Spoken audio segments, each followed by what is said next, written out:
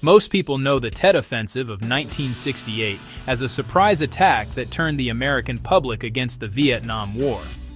What fewer know is that North Vietnamese commanders almost canceled the entire operation 3 times in the weeks before launch. General Giap's own intelligence reported that over half the attacking forces would be destroyed within the first 48 hours. He approved it anyway. The overlooked consequence wasn't the body count.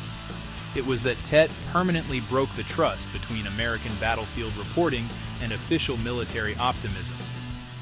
Understanding why a military defeat became a strategic victory requires looking not at the fighting, but at the 48-hour news cycle.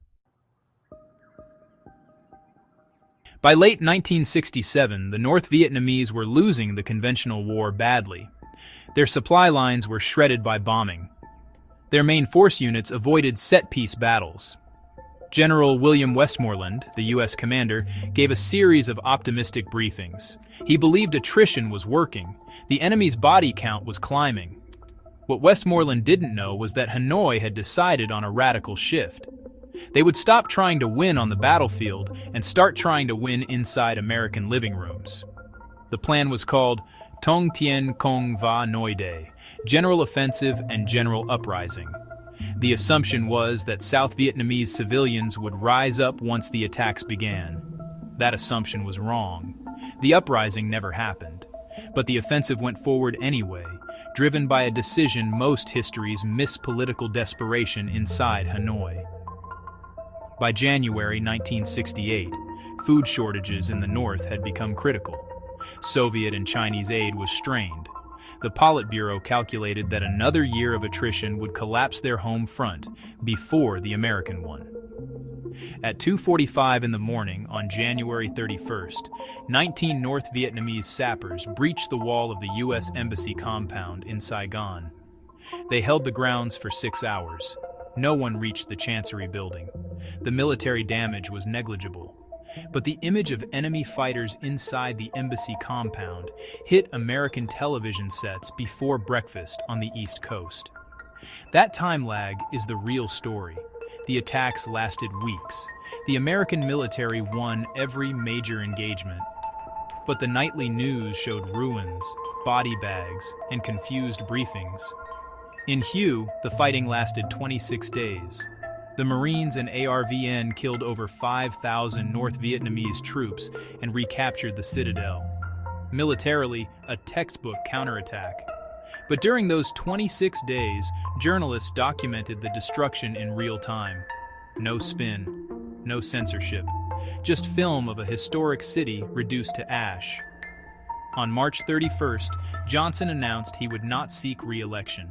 He had seen the same polls as everyone else. After Tet, trust in official military statements dropped from 61% to 37%. Here is the dry, wry observation that serious histories admit. The North Vietnamese lost 45,000 troops in the offensive. That is a catastrophic military defeat, and it worked. Within a year, the United States began secret negotiations in Paris. The stated goal shifted from victory to peace with honor. The unstated goal was to find an exit that didn't look like a rout. The lesson that made its way into every subsequent U.S. military doctrine manual is uncomfortable. You can win every battle and still lose the war if you lose the story. That lesson was relearned in Somalia in 1993, in Iraq after Abu Ghraib, and in the chaotic withdrawal from Kabul in 2021. The enemy doesn't have to beat your army, they just have to beat your narrative. The Tet Offensive killed tens of thousands of soldiers and civilians. It destroyed ancient buildings and displaced families who never fully returned. But its strategic legacy is not about Vietnam. It's about how democratic publics process pain when official optimism collapses. Today, the time lag between event and audience is measured in seconds, not days. The Tet lesson is not ancient history. It is the operating system of modern information warfare. The military learned to manage news cycles, but the public never learned to distrust its own impatience.